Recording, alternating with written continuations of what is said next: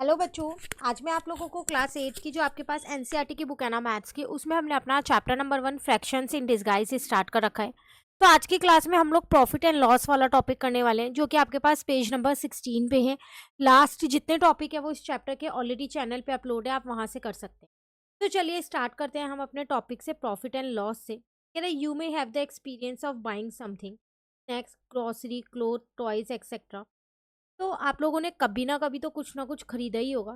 ठीक है, आप अपने लिए टॉयज ले सकते हो, स्टेशनरी की चीज़ें लेते हो, है ना, लेते हो ना। कभी ग्रोसरी आइटम्स भी ला सकते हो, आपकी मदर आपको बोले कुछ लाने के लिए, कपड़े आप अपने खरीदने जाते होंगे। तो very often the shopkeeper quotes a price and after some bargaining the customer pay the negotiated amount and buy the item. होता क्या है, जब आप शॉप पे जाते हो तो एक प्राइस, एक जो आपके पास प्रोडक्ट होता है उसका प्राइस पहले से फिक्स्ड होता है। ठीक है, लेकिन आप कस्टमर जो है वो क्या करता है, कस्टमर यहाँ पर आप हो क्योंकि आप सामान लेने जा रहे हो, तो वो क्या करता है, जो शॉपकीपर है उससे बार्गेनिंग करता है। बार्गेनिंग मतलब प्राइस कम कर लो, थोड़ा इतना लगा लो, उतना लगा लो, बोलते हैं ना हम ये सारी चीज़ें। तो वो करता है। अगर आपने मान लो कपड़े खरीदे 1000 रुपीज़ के आपके हैं, तो आप बोलोगे कि मैं 900 पे कर देता हूँ, या इतने में हो जाएगा ये सब कुछ। तो ये होता है बार्गेनिंग। तो बार्गेनिंग के बाद एक प्राइस फिक्स हो जाता है, जो शॉपकीपर और कस्टमर डिसाइड कर लेते हैं, हाँ ठीक है। जो नेगोशिएटेड अमाउंट होती है उसको वो क्या करता है, उसे वो पे कर देता है customer. We call the price quoted by the shopkeeper the marked price.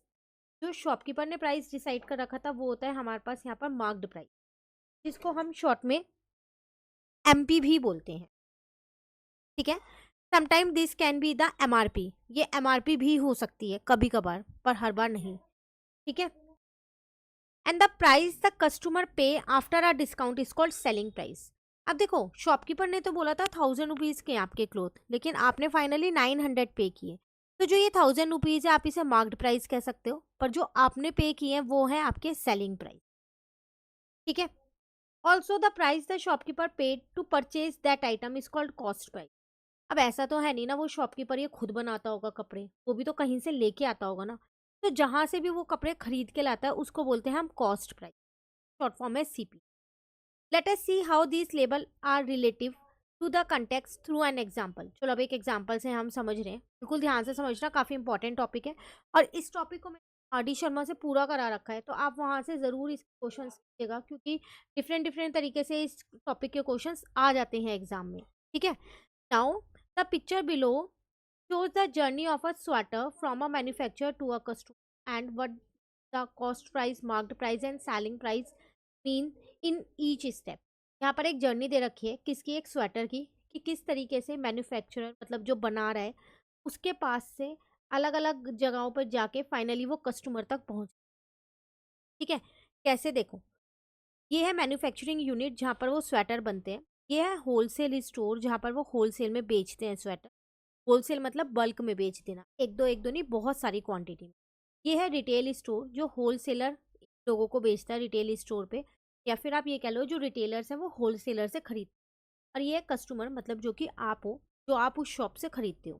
ठीक है, नाउ कॉस्ट प्राइस इज 230। जब हम यहाँ पर थे कि जब ये मैन्युफैक्चरिंग यूनिट होलसेलर को दे रही है, तो इसका कॉस्ट प्राइस 230 है, मार्क्ड प्राइस इतना है, सेलिंग प्राइस इतना है। 2 ही रुपए का डिस्काउंट दिया है। देखो, मार्क्ड प्राइस था 255, लेकिन दिया कितने पे गया, 253 पे दिया गया।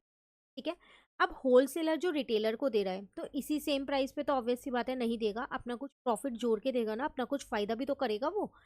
तब उसने कॉस्ट प्राइस 230 की जगह 253 कर दिया, जो कि सेलिंग प्राइस था, वो उसका कॉस्ट प्राइस बन जाएगा, क्योंकि ये इसका सेलिंग प्राइस है, ये बेच रहा है और ये खरीद रहा है, तो ये इसका कॉस्ट प्राइस बन जाएगा।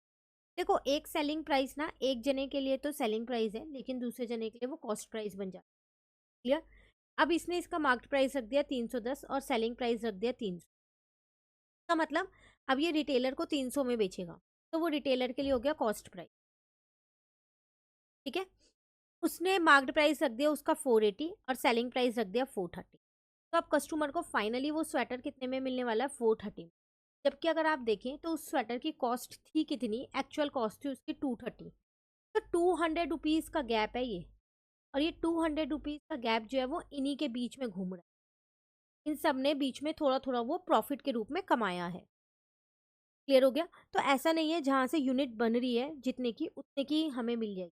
आप डायरेक्ट वहां जाके भी तो भी उतने की नहीं मिलेगी, क्योंकि वो लोग भी तो अपना कुछ ना कुछ प्रॉफिट रखे। तो हाँ, लेकिन इससे सस्ती मिल जाएगी, ये कह सकते। ठीक है।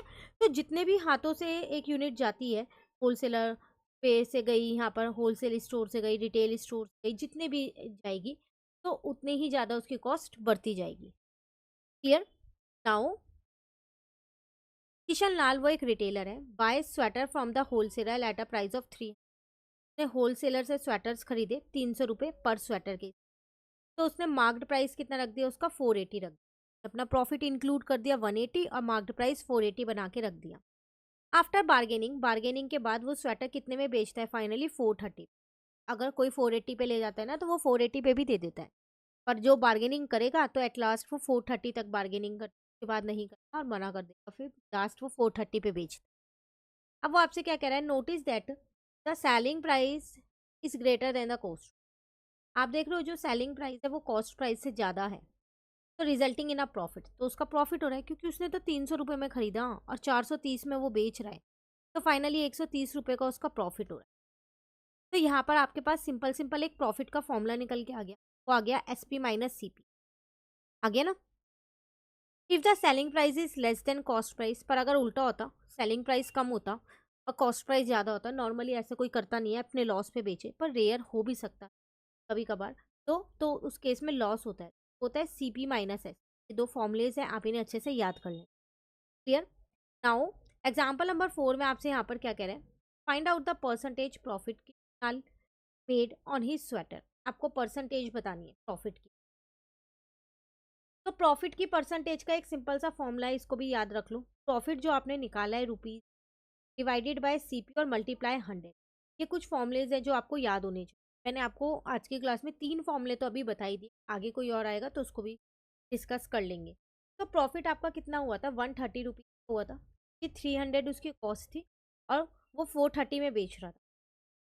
कॉस्ट प्राइस उसकी थी 300, परसेंटेज में निकालना है इसलिए 100 कर दिया, 2 जीरो से 2 जीरो काट दी, 130 को मैंने 3 से डिवाइड कर दिया, तो फाइनली मेरा आंसर 43.4%। तो उसको एक स्वेटर के ऊपर 43.3% प्रॉफिट हो रहा है। Clear? Now find the profit percentage of wholesaler and manufacturer. तो ये होलसेलर है और मैन्युफैक्चरर है, अभी प्रॉफिट परसेंटेज आप निकाल। तो अगर मैं इसका प्रॉफिट देखूँ तो प्रॉफिट हो रहा है 250 का, इसका स्वेटर था, कॉस्ट प्राइस थी, और 300 का ये बेच रहा है। तो पहली बात तो मुझे प्रॉफिट पता है कि यहाँ पर कितना हो रहा है। तो 9 में से 5 गया 4, 47 रुपीज़ का इसको प्रॉफिट हो रहा है, और इसका कॉस्ट प्राइस था 253। मल्टीप्लाई 100 कर दो, तो जब आप सॉल्व करोगे तो ये होलसेलर का प्रॉफिट आ जाएगा। ऐसे आप इसका निकाल सकते हो, यहाँ पर मैन्युफैक्चरर का प्रॉफिट पहले देखो कितना हो रहा है, कि कॉस्ट है 230, वो बेच कितने में रहा है, 253 में रहा है। तो इसका मतलब वो एक स्वेटर के ऊपर 23 रुपीज़ का प्रॉफिट कमाना है। कॉस्ट प्राइस नीचे हमेशा कॉस्ट प्राइस ही रखना है, कभी भी सेलिंग प्राइस नहीं रखना, इनटू 100 सॉल्व कर दो, तो ये आपके पास मैन्युफैक्चरर का प्रॉफिट आ जाएगा परसेंटेज की फॉर्म। क्लियर हो गया? चलिए आगे चलते हैं। अब आपसे क्या कह रहे हैं यहाँ पर, शंभावी ऑन अ स्टेशनरी शॉप। एक गर्ल है, उसके पास अपनी एक स्टेशनरी शॉप है। शी प्रिक्योर्स 200 पेजेस नोटबुक एट ₹36 पर book. She sell them with a profit margin of ₹20। Find the selling price. अब यहाँ पर आपको एक सीधा सीधा क्वेश्चन दे दिया गया है। आपसे कह रहा है कि वो 200 पेजेस की एक नोटबुक है, जो 200 पेजेस की वो 36 रुपीज़ में बेचती है। ठीक है, और उसका जो प्रॉफिट मार्जिन है उसमें 20% है। मुझे ये नहीं पता उसका सेलिंग प्राइस कितना है, वो मुझे यहाँ पर फाइंड करना है। क्वेश्चन क्लियर हो गया? तो इससे आपको क्या पता चला, क्या क्या चीज़ें आपको गिवन है। आपको एक तो प्रॉफिट गिवन है जो कि आपको परसेंटेज में गिवन है, तो हम उसको यहाँ लिख लेते हैं कि प्रॉफिट मुझे यहाँ पर 20% गिवन है। सेलिंग प्राइस मुझे यहाँ पर फाइंड करना है, और पिक्योर वो कितने का कर रहा है, 200 पेजेस है एट ₹36 पर बुक। ठीक है, 200 पेजेस की जो नोटबुक्स हैं। तो कॉस्ट प्राइस मिल गया मुझे यहाँ से 36 रुपीज़ हो गया, तो मैंने यहाँ पर लिख दिया अपना कॉस्ट प्राइस 36। अब देखो जो ये प्रॉफिट है ये आपने इस कॉस्ट प्राइस पे ही तो निकाला होगा। तो मैं क्या करती हूँ, प्रॉफिट को यहाँ पर रुपीज़ में निकाल लेती हूँ। कैसे? तो 36 का 20% निकाल देते हैं। इसका मतलब 36 इंटू में 20 अपॉन में 100 हो गया। इस जीरो से जीरो कट गई, 2 से इसको काटा 5 पे, तो 36 अपॉन में 5 हो गया। क्लियर है? तो यहां से मेरे पास प्रॉफिट निकल के आ गया कितना, 7.20।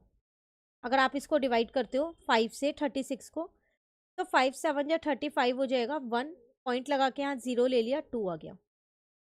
तो 7.2 कहो या 20 आपका प्रॉफिट आ गया रुपीज़ के अंदर। अब मेरे पास फॉर्मूला होता है प्रॉफिट, ये रुपीज़ वाला होता है। यहाँ पर होता है सेलिंग प्राइस माइनस का कॉस्ट प्राइस। प्रॉफिट है मेरे पास 7.20, सेलिंग प्राइस मुझे फाइंड करना है, कॉस्ट प्राइस है मेरे पास 36। तो अगर मैं यहाँ पर 7.20 में 36 प्लस कर दूंगी तो मेरा सेलिंग प्राइस आ जाएगा। तो फाइनली मेरे पास सेलिंग प्राइस निकल के आ गया, वो कितना आ गया, ₹43.20। क्लियर? तो ये था आपके पास क्वेश्चन यहाँ पर। नाउ आगे आपसे क्या कह रहे हैं, ही सेल्स क्रियॉन्स बॉक्स एट ₹50 पर box with a profit margin of 25%। How much did Shambhavi bye them from the wholesaler. अब यहाँ पर आपको सेलिंग प्राइस दे रखा है, 50 रुपये में आप एक बॉक्स को बेच रहे हो, प्रॉफिट मार्जिन है आपके पास 25। तो कह रहा है बताओ उसने वो कितने में खरीदा होगा होलसेलर। तो आपको कॉस्ट प्राइस निकालना। तो अगेन हम यहाँ पर लिख लेते हैं पहले, प्रॉफिट मुझे दे रखा है कि 25% हो रहा है, सेलिंग प्राइस मुझे क्वेश्चन में दे रखा है कि 50 रुपीज़ है, और मुझे कॉस्ट प्राइस यहाँ पर फाइंड करना है। तो मैंने यहाँ पर लेट कर लिया कि लेट जो मेरा कॉस्ट प्राइस है, cost price is equals to X है। देखो अब आप इसका 25% मत निकालना, क्योंकि प्रॉफिट जो है वो हमेशा कॉस्ट प्राइस का ही निकलता है, कॉस्ट प्राइस नहीं पता। तो मैं यहाँ पर प्रॉफिट को निकाल ज़रूर लूँ, लेकिन एक्स के फॉर्म में ही निकालूंगी। तो 25% ऑफ एक्स होगा, जैसे भी हमने ऊपर किया था। तो ये हो जाएगा 25 अपॉन में 100 इंटू में एक्स, जिसको मैं यहाँ लिख सकती हूँ एक्स अपॉन में 4। तो इससे काटूंगी तो 4 आएगा, क्योंकि ठीक है। अब फॉर्मूला होता है मेरे पास प्रॉफिट इज इक्वल्स टू में S P minus C P. Profit मुझे पता है एक्स अपॉन में 4 है, सेलिंग प्राइस मुझे क्वेश्चन में गिवन था 50 रुपीज़, कॉस्ट प्राइस मैंने एक्स माना था। अब मैं इस एक्स को इधर लेके आ गई, तो ये प्लस का हो गया यहाँ पर, और ये आपके पास 50 हो गया। मैंने यहाँ पर डिनोमिनेटर सेम किए, तो ये एक्स प्लस का 4x हो गया, और यहाँ पर मेरे पास 50 ऐसी है। नाउ 5x इस 4 को दूसरी साइड पे ले गई तो मल्टीप्लाई का हो गया। अब 5 को दूसरी साइड पे ले आई तो डिवाइड का हो गया, क्योंकि मुझे x की वैल्यू ही चाहिए। इसको इससे कट किया तो यहाँ पर मेरे पास x आ गया 10 इंटू 4 40। तो मतलब वो कॉस्ट प्राइस मेरे पास निकल गया कितना, 40 रुपीज़। क्लियर? नाउ अब एग्जाम्पल नंबर 5 है आपके पास, इसमें आपसे क्या कह रहे हैं, the rice stock in Raghu's provision store is getting old.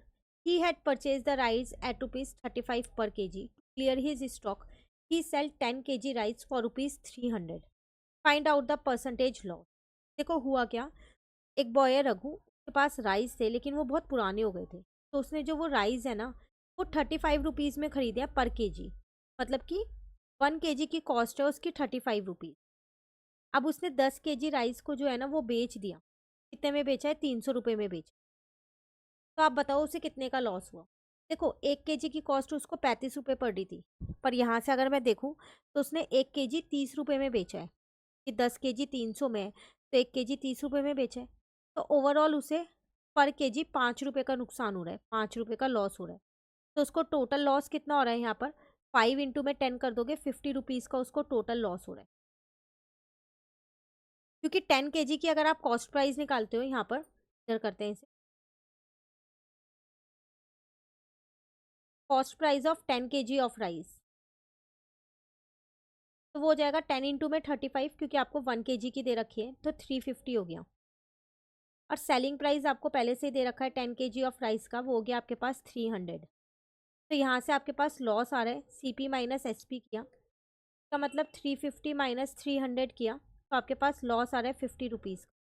But आपको परसेंटेज में निकालना है, तो लॉस परसेंटेज कैसे निकालते हैं, अगेन लॉस अपॉन में सी पी टू में 100 करके, नीचे हमेशा सी पी लिखते हैं, चाहे लॉस हो चाहे प्रॉफिट हो, ये ध्यान रखो। ठीक है, 0 से 0 काट दी, तो इससे काटा 7, देन 100 अपॉन 7% आ गया। आप इसे फिक्स फॉर्म में, परसेंटेज फॉर्म में यहाँ लिख सकते हो, तो आपका 14.28% है। क्लियर? अब यहाँ पर आपसे क्या कह रहा है, could we have just calculated the loss percentage per kg instead what it be the same. तो ये पर केजी का ही लॉस हो रहा है। हाँ, आपने लॉस यहाँ 50 रुपीज निकाला है, पर केजी लॉस 50 रुपीज हो रहा है। पर केजी में आपको लॉस हो रहा है 5 रुपीज, 50 का नहीं हो रहा है। ये तो आपने 10 kg का निकाला। अगर आप इसको पर केजी के हिसाब से निकालते हो तो लॉस परसेंटेज कैसे निकालोगे? 5 रुपये लॉस हो रहा है पर केजी पे, और कितना प्राइस था? 35 रुपीज़ था, इंटू में 100। तो इससे काटोगे 7 आएगा, तब भी आंसर सेम ही है। पर केजी निकालो या फिर ओवरऑल 10 kg निकालो। Clear? Now the example number 6 is Shamla had procured decorative vases at rupees 50 per piece. One of the piece was slightly damaged. She decided to sell it at a loss of 18. How much will she get by selling this? देखो यहाँ पर एक girl है, वो ना decorative flower vase होते हैं वो बनाती है। तो हर एक का जो कॉस्ट प्राइस है वो यहाँ पर दे रखा है, 2650 है पर पीस। लेकिन ना उसका एक पीस थोड़ा सा उससे डैमेज हो गया, तो उसने सोचा वैसे तो अब कोई इसे जो मैंने प्राइस रखा उस पर लेगा नहीं, तो उसने सोचा उसे लॉस पे बेच देती। तो वो 18% के लॉस पे बेच रही है। तो कितने में बेच रही है वो निकालना है।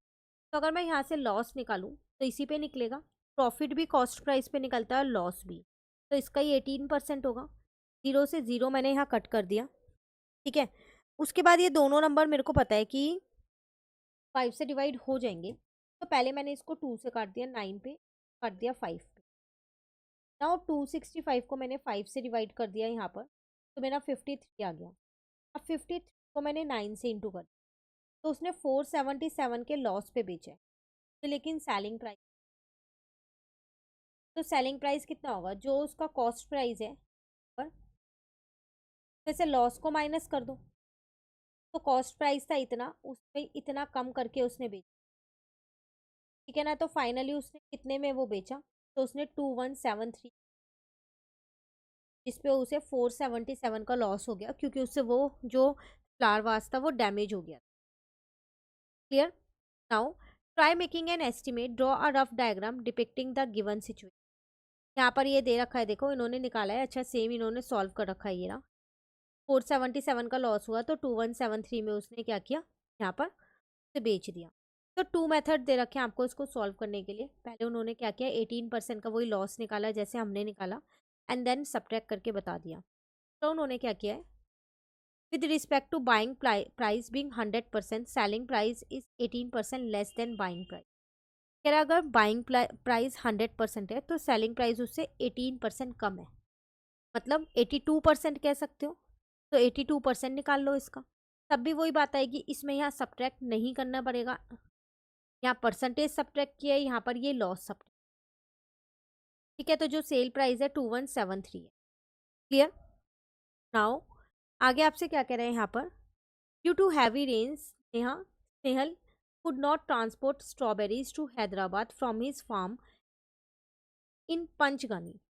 He sells some of his stock at rupees 80 per kg with a 12% loss. What is the cost price?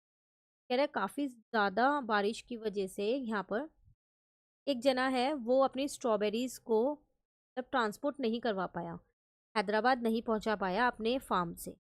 तो उसने क्या किया, जो उसके पास स्ट्रॉबेरीज लॉस पे बेच, तो he sell some of his stock at rupees 80 per KG. 80 रुपये में बेचा है उस पर केजी, जिससे उसे 12 रुपये का लॉस हुआ।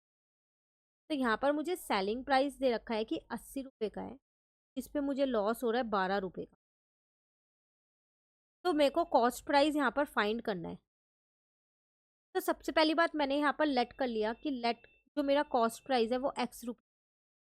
तो फिर मैं यहाँ अपना लॉस निकाल सकती हूँ रुपीज़ में, एक्स के फॉर्म में ही आएगा।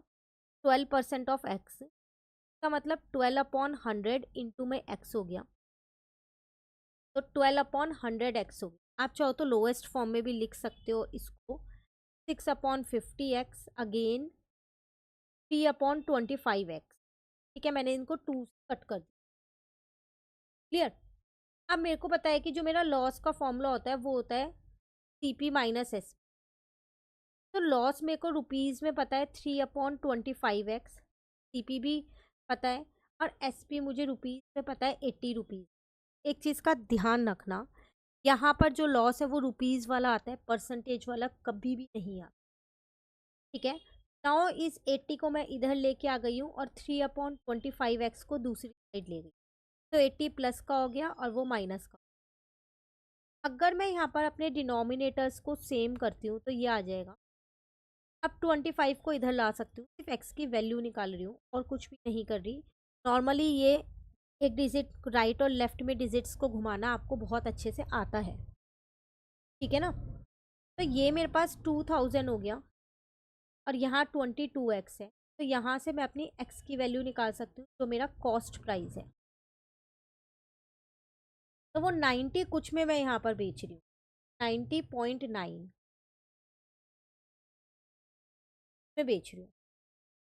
ठीक है, तो अगर आप 90 का वैसे भी 18% निकालोगे कि आप उसे 18% के लॉस पे, सॉरी 12% के लॉस पे बेच, ठीक है ना। अगर आप इसका 12% निकालते हो तो 10.8 कुछ आता है, बट ये आपका अप्रॉक्स में आंसर आ रहा है कि इतना आपका कॉस्ट प्राइस।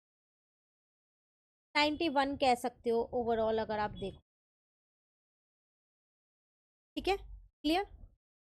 नाउ आगे आपसे क्या कह रहे हैं, you have probably seen percentage mentioned when shops offer discount. Do you know what 30% off or 30% discount means? It means that the shop is willing to reduce the price of the item by 30%. आपने normally देखा होगा end off season cell सब जगह लगती है, winter में भी और समर में भी, और उन पे लिखा रहता है 30% सेल है, 30% ऑफ है। तो इसका मतलब क्या है? इसका मतलब ये है कि जो भी उनके प्राइस के आइटम है उस पर 30% का वो आपको क्या दे देंगे, एक तरीके से छूट, मतलब डिस्काउंट दे देंगे। ठीक है, आगे आपसे क्या कह रहे हैं, a utensil store is offering a 30% discount on the cooker with MRP 1800। कह रहे हैं एक यूटेंसिल स्टोर है, मतलब बर्तनों की दुकान है, वहाँ पर आपको 30% 35% का डिस्काउंट मिल रहा है कुकर के ऊपर जिसकी MRP 1800 है। तो इसका सेलिंग प्राइस क्या हो, तो 1800 का 35% होगा कितना, पहले मुझे ये पता होना चाहिए। तो 20 से मैंने 20 कट कर दी और 18 इंटू 35 किया तो 630। तो सेलिंग प्राइस मेरे पास कितना आ गया, 1800 रुपये में से मेरे को 630 का डिस्काउंट मिल रहा है ना। तो फाइनली मुझे कितने में वो मिल रहा है, 1170 में वो प्रोडक्ट मुझे मिल रहा है। क्लियर। अब कह रहे हैं if the cost price was 900, अगर मान लो आप कॉस्ट प्राइस ही 900 है, what is the percentage profit made after the sale, उस सेल के बाद कितनी प्रॉफिट हुआ।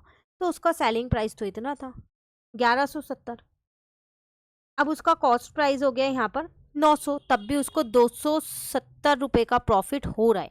और अगर इसे आप परसेंटेज में निकालेंगे तो इंटू 900 करके निकाल सकते हैं, तब भी उसे 30% का ओवरऑल प्रॉफिट हो रहा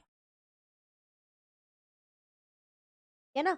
उसका सेलिंग प्राइस हुआ 1170, बट उसका कॉस्ट प्राइस कितना था, 900 है। अब तो उसको प्रॉफिट हो रहा है। आपने क्या किया, सेलिंग प्राइस में से कॉस्ट प्राइस माइनस कर दिया, तो उसको 270 रुपये का प्रॉफिट हो रहा है एक कुकर के ऊपर।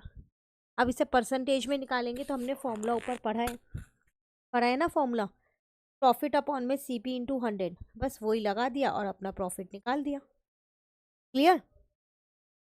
अब आगे आपसे क्या कह रहे हैं यहाँ पर, इस बॉक्स में देखते हैं क्या है। Suppose Kishan Lal achieve a sale of ₹80,000 last month, out of this the amount he spend on buying this good he sold last month was ₹48,000। कह रहे मान लो या लास्ट मंथ में किशन लाल ने सेल की थी 80,000 की, तो जब सेल किया तो ऑब्वियसली बात है कुछ सामान बेचा होगा ना, तो वो खरीदा भी तो होगा, तो उसने उन सामान को खरीदने में 48,000 रुपीज़ लगाए थे।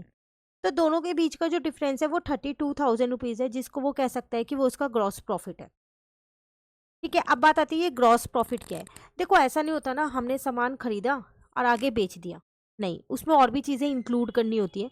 जैसे आपने एकदम खरीदते ही तो बेचोगे नहीं, आपने उसे गोडाउन में रखा होगा, क्या पता आपने गोडाउन रेंट पे ले रखा हो, तो गोडाउन रेंट, इलेक्ट्रिसिटी बिल हो गया आपके, जो शॉप है आपकी वहाँ पर आपने कई सारे एम्प्लॉयज़ लगा रखे हैं, मतलब सेल्समैन लगा रखे हैं, तो उनकी सैलरी भी तो पे करोगे, तो वो सारी चीज़ें भी तो आपको इसी 4800 जो आपका 3200 आया उसी में से 32,000 आया उसी में से ही निकालोगे ना, तो इसलिए हम इसे नेट प्रॉफिट नहीं कहते, इसे हम बोलते हैं ग्रॉस प्रॉफिट। इसमें अभी और भी कई सारी चीज़ें जो हैं वो माइनस होंगी। क्या क्या? Now after deducting the other expenses he incurred, और जो जो खर्चे किए, जैसे ट्रांसपोर्ट लेके आया होगा, जहाँ से भी लाया होगा सामान उसका खर्चा, एम्प्लॉयज़ की सैलरी, इलेक्ट्रिसिटी बिल और भी बहुत सारे खर्चे, अमाउंटिंग टू ₹8,000। तो उसको पता चला वो सारा खर्चा उसका 8,000 रुपये का है। तो अब उसने क्या किया, उस 32,000 में से 8,000 को सब्ट्रैक्ट कर दिया, तो फाइनली जो 24,000 है वो उसके पास जो है वो उसका नेट प्रॉफिट है। अब उसमें से उसे किसी को नहीं देना, वो उसी के हाथ में रहना। ठीक है, तो इससे आपको ये पता चला कि जो प्रॉफिट है वो भी दो तरीके के होते हैं, ग्रॉस प्रॉफिट और एक नेट प्रॉफिट।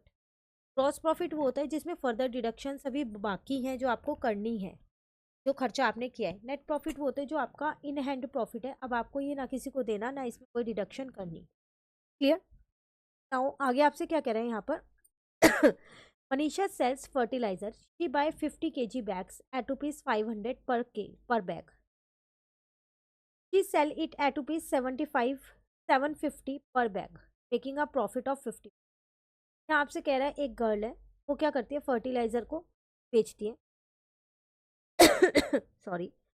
तो उसने 50 kg बैग खरीदे हैं और एक बैग की कॉस्ट है 500। ये एक बैग की कॉस्ट सीपी है। उसने कितने में बेच दिया इसको, उसने 750 में बेच दिया। तो उसने 500 रुपये की चीज़ को 750 रुपये में बेच दिया। तो प्रॉफिट उसका कितने का हो रहा है, एसपी माइनस का सीपी अगर आप करते हो तो इसका मतलब 750 माइनस का 500 करते हो तो उसे 250 रुपये का प्रॉफिट हो रहा है एक बैग के ऊपर। अगर मैं इसके को परसेंटेज में निकालना चाहूँ तो प्रॉफिट जितना हो रहा है वो डिवाइडेड बाय मेरा कॉस्ट प्राइस इंटू में 100 होता है। 20 से 20 काट दी तो मेरा यहाँ पर आ गया 50%। डायरेक्टली वो एक बैग के ऊपर 50% का प्रॉफिट कमा रहे हैं।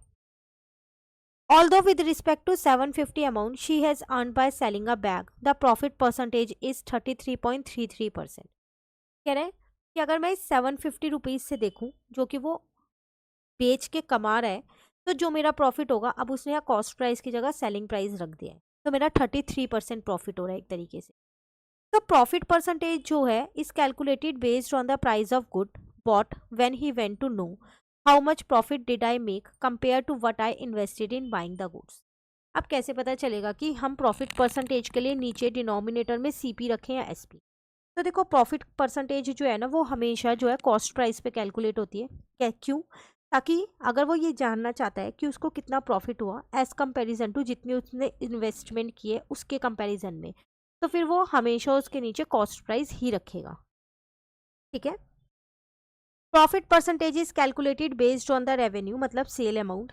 एसपी पे कब कैलकुलेट होगी, when he want to know, जब वो ये जानना चाहता होगा how much net profit did I make on my overall revenue, कितना मेरा नेट प्रॉफिट है। जो ये इसका प्रॉफिट परसेंटेज आया ये ग्रॉस फॉर्म में आया, अभी इसमें और डिडक्शंस रहती हैं लेस करनी 50% वाले में, लेकिन जो ये 33.33% आया ये इसका नेट प्रॉफिट आया।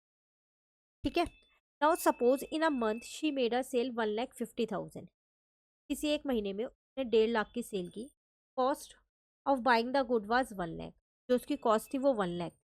तो जो मेरा ग्रॉस प्रॉफिट है वो 50,000 आ गया। 150 में से 1,50,000 में से आपने 1,00,000 माइनस कर। ठीक है, अब इसमें से आपने अपने मंथली एक्सपेंसेस जो है वो 5,000 थे वो डिडक्ट कर दिया, तो ओवरऑल आपका 45,000 का नेट प्रॉफिट आ गया। लेकिन अब जो ये नेट प्रॉफिट को आप परसेंटेज में निकालोगे तो नीचे कॉस्ट प्राइस नहीं लिखोगे, नीचे सेलिंग प्राइस लिखो। लेकिन अगर आप इसको परसेंटेज में निकालते 50,000 को जो आपका ग्रॉस प्रॉफिट है, तो इसके नीचे आप हमेशा कॉस्ट प्राइस।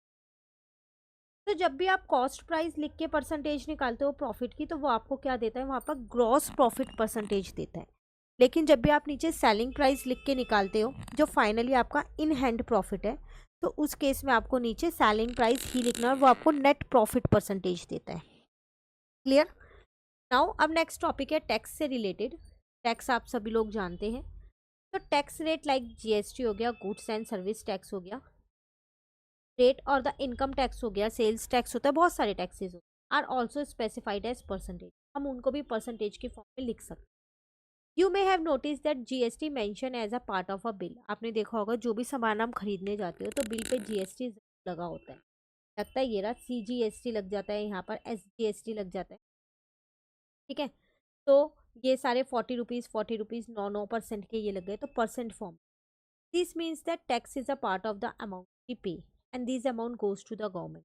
तो जो टैक्स है वो फाइनली हम लोग पे कर रहे हैं और वो गवर्नमेंट के पास चली जाती है। तो आपके पास यहाँ पर देखो जो बल्ब का प्राइस है वो वैसे देखा जाए बल्ब का प्राइस 450 था, तो आप बट 450 नहीं पे कर रहे, आप उसमें CGST एंड SGST वाला टैक्स पे कर रहे हैं, तो टोटल मिला के आप वहाँ पर 531 पे कर। ठीक है, now check if the calculation are correct in the bill show. Oh, अब ये कह रहा है ये भी देख लो भाई कैलकुलेशन सही, हमने तो इसी को ही समझ। तो देखो 450 है, अब अगर आप 450 पे CGST लगाने वाले, GST दोनों ही आपके पास क्या है 9% है, तो आप क्या करोगे इसका 9% निकाल के देखोगे, निकालोगे ना। तो मैंने क्या किया यहाँ पर, मैंने भी वही किया, 450 का मैंने क्या किया यहाँ पर 9% निकाल लिया, तो मेरा 40.5 ही आ रहा है। तो अब मैंने 450 के अंदर क्या किया 40.5 दो बार क्या किया मैंने ऐड ऑन कर दिया, क्योंकि दोनों टैक्स मेरे इस पे लग रहे हैं, तो फाइनली मैं 531 पे कर दी। Clear. You may share any bill, आप कोई भी, आपके घर में ऐसे बहुत सारे बिल होंगे, आए दिन आते रहते होंगे आजकल, क्योंकि सब जने बिल देने लग गए हैं, सबसे बड़ी बात सब जने बिल लेने लग गए। तो ऐसे आपके पास कई सारे डिफरेंट डिफरेंट एलिमेंट्स, तो आप ये देखना आर देयर एनी सिमिलैरिटी और डिफरेंसेस इन दिस बिल, तो उन बिल्स में कोई सिमिलैरिटी या फिर कोई डिफरेंसेस है। देखो CGST SGST जो है सब पे सेम नहीं, सब्जेक्ट वाइज, तो आपको वहाँ पर लिटिल बिट डिफरेंस दिखेगा ही दिखेगा। ठीक है, चलिए अब ये फिगर इट आउट के क्वेश्चन है आपके पास, टोटल टॉपिक है, तो इन क्वेश्चंस को करते हैं। पहले आप इस टॉपिक को अच्छे से कर लो, कहीं भी दिक्कत लगे कमेंट करके पूछ लेना, क्वेश्चन इस पे बेस्ड है, तो बिल्कुल अच्छे से करना। Thank you.